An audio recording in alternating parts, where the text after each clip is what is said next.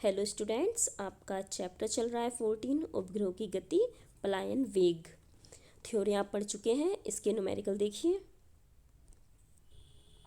First numerical है आपका 100 kilogram का एक पिंड अनंत से पृथ्वी पर गिरता है। पृथ्वी पर पहुंचने पर पिंड का पलायन वेग कितना होगा, इसकी ऊर्जा कितनी होगी, और पृथ्वी की त्रिज्या हमें दी हुई है 6400 किलोमीटर और जी की वैल्यू आप जानते हैं 9.8 मीटर पर सेकंड स्क्वायर है।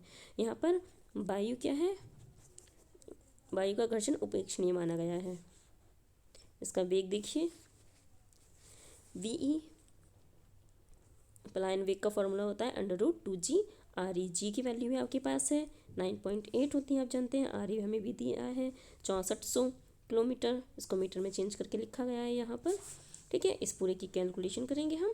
कैलकुलेशन करने पर माना जाएगा ये 1.12 × 10⁴ मीटर पर सेकंड। अगर इसको हम किलोमीटर में चेंज करें और पॉइंट को इधर ले जाएंगे तो वी बराबर आ जाएगा हमारा 11.2 किलोमीटर पर सेकंड। और पिंड द्वारा अर्जित गतिज ऊर्जा, बड़ा वो बनेगा गतिज ऊर्जा, इसका फॉर्मूला आप जानते हो, ई के बराबर होता है ½ का स्क्वायर।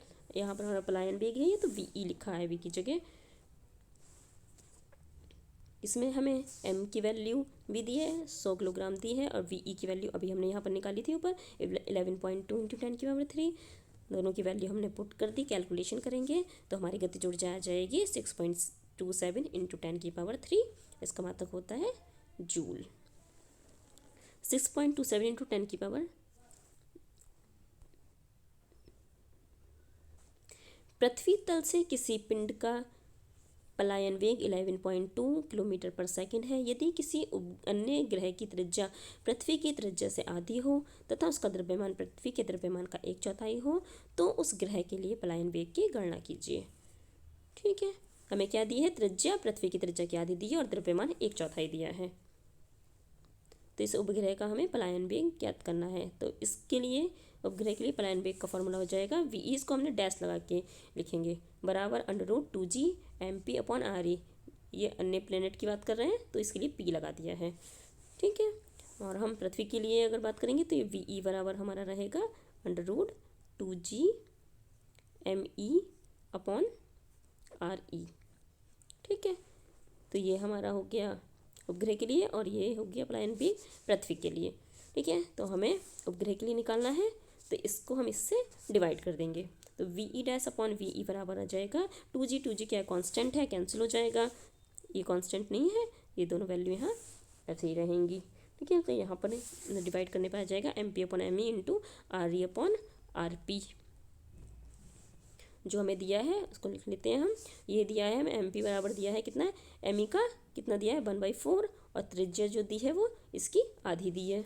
ठीक है, तो इसकी वैल्यू हमारे पास है, इसकी वैल्यू है, तो यहाँ पर हमने पुट कर दी है वैल्यू। तो ये 1/4 इंटू में 2 है, क्योंकि ये जो है यहाँ पर उल्टा रखा हुआ है। ठीक है, तो इस 2 से यहाँ पर 4 को काटेंगे तो अपॉन में यहाँ पर 2 बच जाएगा। तो वही हमने यहाँ पर लिखा हुआ है V' बराबर 1/√2। यहाँ से V' बराबर लिखें अगर हम V', ये क्या है √2 इधर मल्टीप्लाई में चला गया और इसको हमने इधर लेके आ गए हैं तो इतना लिख दिया है। यहाँ पर हमें चाहिए सिर्फ इसकी वैल्यू, तो ये क्या है इसके अपॉन में चला जाएगा। तो V' बराबर VE/√2। अब √2 की वैल्यू होती है 1.41 और हमें पृथ्वी का पलायन वेग दिया है कितना 11.2। इनकी कैलकुलेशन करेंगे, कैलकुलेशन करने पर हमारा आंसर आ जाएगा 7.94 किलोमीटर पर सेकंड।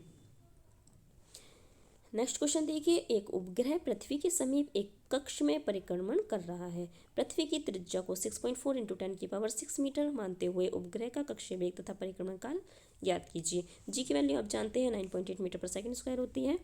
कक्षीय वेग, इसका फॉर्मूला होता है वी बराबर √g/r। जी की वैल्यू भी आपके पास है 9.8 और आर की वैल्यू भी हमें ये दी है, यहाँ पर हम पुट कर देंगे, कैलकुलेशन करेंगे तो आ जाएगा 7.92 × 10⁻³ मीटर पर सेकंड। ठीक है, इसको किलोमीटर में भी चेंज कर सकते हैं, किलोमीटर में चेंज करेंगे तो इतना हो जाएगा। ठीक है, परिक्रमण काल का फॉर्मूला आप जानते हैं T बराबर 2π√RE/g।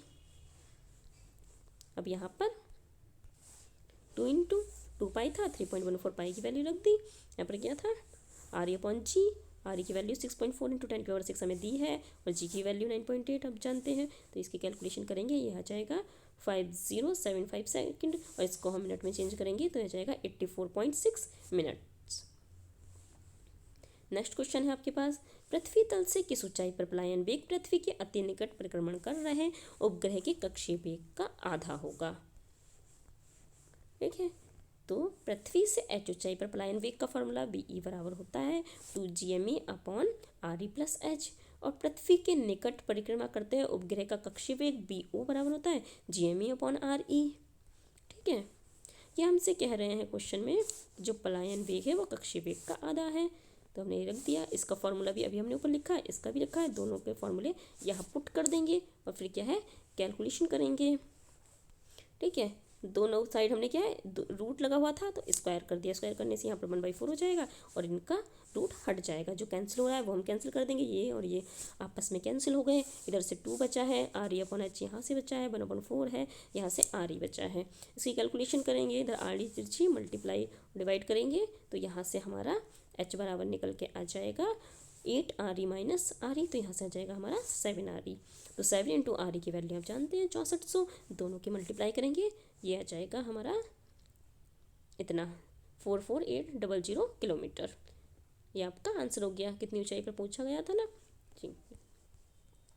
नेक्स्ट क्वेश्चन है आपका, एक कृत्रिम उपग्रह पृथ्वी के परितः वृत्ताकार कक्षा में पृथ्वी से पलायन वेग के आधे वेग से परिक्रमण कर रहा है। पृथ्वी तल से उपग्रह की कक्षीय ऊंचाई ज्ञात कीजिए। पृथ्वी की त्रिज्या 6400 किलोमीटर है। माना पृथ्वी तल से उपग्रह की ऊंचाई h है, तब h ऊंचाई पर परिक्रमणकार BO बराबर हमारा फॉर्मूला आप जानते हो √g/RE² और पृथ्वी तल पर पलायन वेग VE बराबर होता है √2g/RE और हमसे कहा गया कक्ष वेग जो है वो पलायन वेग का आधा है, तो VO बराबर हाफ VE। दोनों के फार्मूले आपके सामने लिखे हुए हैं, पुट करेंगे। ठीक है, स्क्वायर कर देंगे, रूट हटाने के लिए स्क्वायर करेंगे, फिर उसके बाद कैलकुलेशन करेंगे तो यहाँ से H बराबर हमारा निकल के आ जाएगा RE। ठीक है, RE होता है हमारा 6400 किलोमीटर, यह आपका आंसर हो गया। Okay students.